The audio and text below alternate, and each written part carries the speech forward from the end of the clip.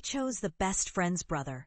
That weekend began like any other, until the moment his fingertips brushed mine across the kitchen counter. I had gone to my best friend's lake house for a quiet getaway, unaware that her older brother, Oliver, freshly divorced and more than twice my age, would be there too.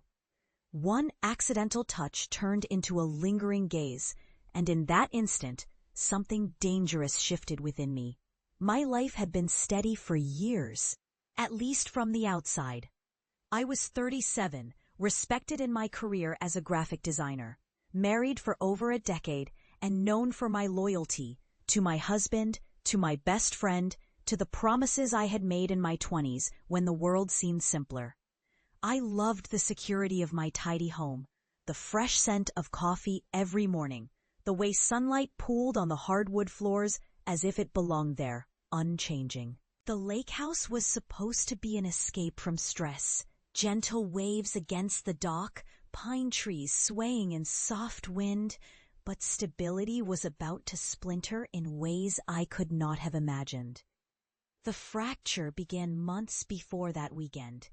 One evening, I discovered a message on my husband's phone, not meant to be seen, containing words heavy with intimacy, addressed to someone else, a coworker. The betrayal left me dizzy, the room tilting like I was standing in a boat without anchor. I stared at the walls, at framed photos of vacations now soured, until the air itself felt thick. Soon after, I found his dismissal in our conversations, in the way he avoided my eyes. It became clear. The bridge we had built was falling apart under us, and he was already walking away. I told myself I still had my friends, especially Adele, my best friend since college. She invited me to her family's lake house to breathe, to heal. I did not know Oliver would be there. I had met him only a handful of times over the years, always in passing. Weddings, holidays, quick hellos. He was always polite, always just out of reach. But now, he was alone too. His marriage had ended in quiet bitterness, a fact Adele mentioned casually, as if it should weigh nothing. The first night, I heard him in the kitchen as rain hissed against the windows, the smell of roasted garlic drifting toward the living room. My bare feet patted softly on the wooden floor, the boards creaking under me. He turned, meeting my eyes with a warmth that made my stomach flutter. "Hungry?" he asked, the rumble in his voice low, certain. His hand brushed mine when he passed me a plate. My skin prickled, warmth curling up my arm. I told myself it was nothing, but nothing was already becoming something.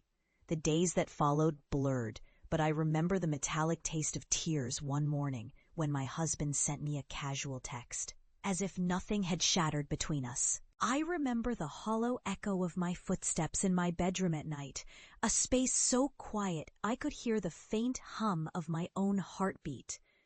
I remember seeing Oliver outside by the water, his figure framed by sunset, and feeling that dangerous thrum again. We spoke in slow, careful sentences, as if each word might change the shape of what was happening between us. He told me about rebuilding alone, about learning to cook for one, about nights when silence was heavier than company. I confessed more than I knew I would, that I felt invisible in my marriage long before the betrayal. A breeze carried the faint scent of pine between us, yet even the wind seemed to pause when our eyes locked. It was then I realized we were standing at the edge of something neither of us had planned, something that could ruin the very friendships and loyalties that had always protected me. At one point, when we shared a fire in the living room, his knee brushed mine under the blanket. My breath caught. Every warning bell in my head clanged, but my body stayed still, my heart choosing not to pull away. If this confession has you holding your breath and wondering how far I could possibly let this go, hit like and share, because you will not believe what happened next. The following afternoon, Adele left for town to pick up supplies, leaving Oliver and me alone. I stood in the kitchen, slicing strawberries, when he walked in. The floorboards groaning under his step. He stopped in front of me, close enough for me to see fine lines at the corners of his eyes, the way silver threaded through his dark hair. "It is strange," he said softly, "how quickly you can feel less alone in someone's presence." My hands stilled over the cutting board. He reached out, curling his fingers lightly around my wrist. Not a demand, not a question, just an anchor. The air between us thickened. Silence bending under the weight of everything unsaid. Outside, sunlight rested on the water like molten gold.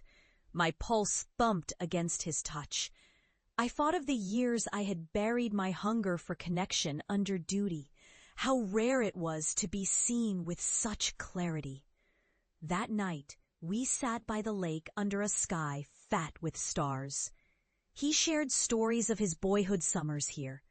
I spoke of my dreams when I was young, before life taught me to make safe choices. We laughed softly, our voices mixing with the distant call of loons. Every glance felt longer than it should have been, every smile sharper in my chest. My guilt was real, but so was the pull toward him, this man who knew my best friend's life, my own history, and still chose to sit beside me as if I was worth the risk. The weekend passed too quickly. Adele returned, oblivious to the quiet electricity between her brother and me, while I carried the weight of decision home. Back in my own life, I found myself. I did not act on impulse. There was too much at stake, but the possibility lingered like a shadow I could not shake. In those moments alone, I understood something profound. Sometimes the safest choice is not the right one, and sometimes the people who are most off limits are the ones who remind you you are still alive in your skin. When Oliver texted me a week later, his message was simple: "I hope you are taking care of yourself." I stared at it, imagining his voice, wondering if the universe would give me courage or warn me away. I realized my healing might come not from returning to what was broken, but from stepping toward what was risky, complicated, and yet deeply true. The forbidden nature of our connection did not erase its honesty. It made each moment sharper, more real. Perhaps second chances are never clean. Perhaps they arrive draped in questions, tangled in loyalties, and leave you choosing which truths you can live with. I have not answered Oliver yet, but his words hum in my ear every night, like a tide I know will return.